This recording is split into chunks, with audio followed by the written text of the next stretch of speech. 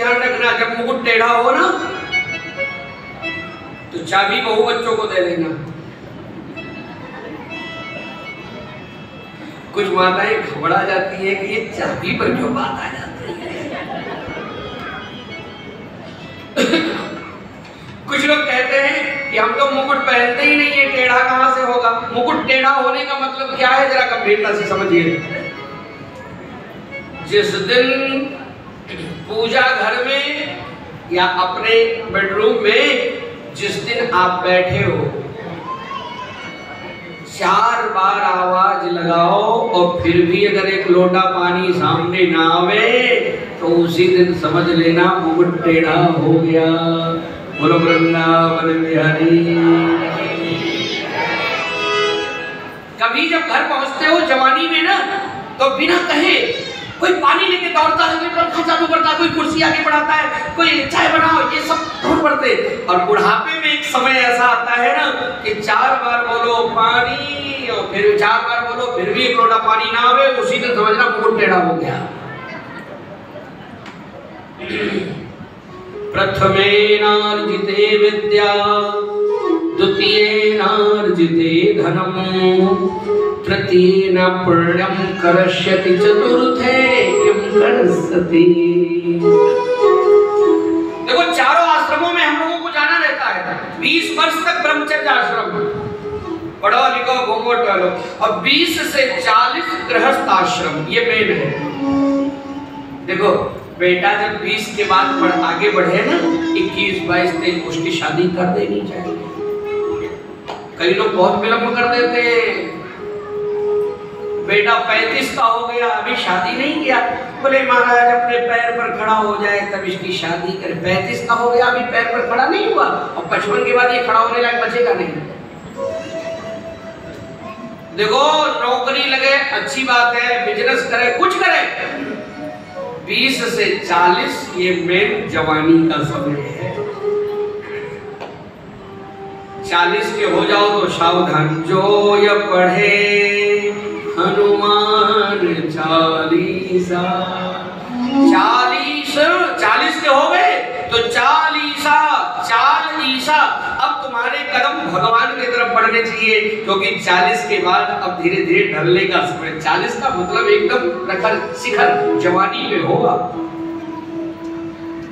40 से 60 की उम्र है वानप्रस्थ आश्रम में रहने की। 40 के हो जाओगे ना, 20, 21, 22, 25 में बेटे की शादी किया, 40 के हो जाओगे तो धीरे धीरे आपका पोता भी बड़ा होने लगेगा। अब पोता क्या कहता है, जब 50 के हो जाते हैं तो बेटे का बेटा क्या कहता है, बाबा बाबा, मतलब वो इशारा कर रहा है कि बाबा बन जाओ, फायदे में रहोगे। बहुत खुश मत हो बाबा बाबा सुन के, वो तुम्हें घंटी बजा रहा है, बाबा बाबा। 50 के हो गए, बाबा बनने की तैयारी करो। अच्छा बेटी का बेटा क्या कहता है, बेटी का बेटा नाना नाना अभी मत हो ना।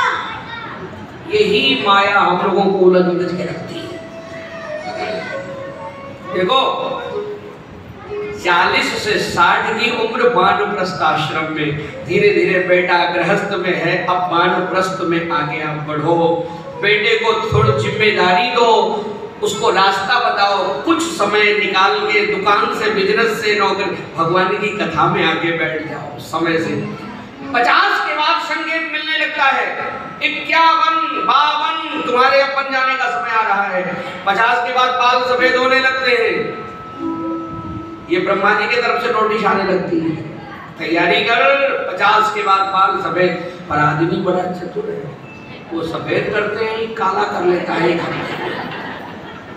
ब्रह्मा जी भी घबरा जाते कि ये वही आदमी है कि दूसरा कोई है। दूसरी घंटी बजाया, भगवान ने दांत हिला दिया, ये सब बर्गर, चाउमीन, डोसा, चिल्ली मत खाओ। अब तुम गंगा जल पियो, दूध पियो, केला खाओ, अब नरम चारा खाओ, प्रसन्न रहो, थोड़ा लीवर को थोड़ा सा राहत दो। पर ये आदमी बड़ा चतुर है, 2-4 नाक हिलते हैं, वो निकाल के पत्थर के लगवा लेता है। ले लो अपने दांत, पत्थर के लगवा देंगे। भगवान ने कान का वॉल्यूम कम किया तो मशीन लगा लिया। वो कहते ऊपर सुनाओ, वो फिर मशीन लगा के नीचे, फिर नीचे कर रहा है। आंखों की रोशनी तो चश्मा लगाया, थोड़ा सा हाथ पैर तो एनर्जी के टेबलेट खाना शुरू कर दिया, जूस पीना, पर ये नहीं याद आता है अंतिम तक कि ये भगवान की तरफ से बार बार नोटिस आ रही है।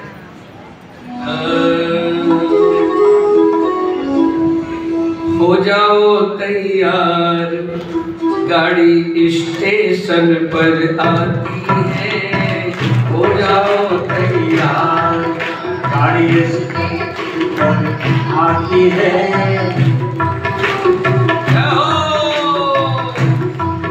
अच्छा देखो, ट्रेन में जब सफर करते हो ना, एक दो स्टेशन रह जाता है तो चक्कर फोल्ड करो, एक स्लीपर निकालो, तैयारी शुरू कर देती ना। ऐसे 50-55 के हो गए तो तैयारी करो, कब आ जाए अपना स्टेशन क्या पता है।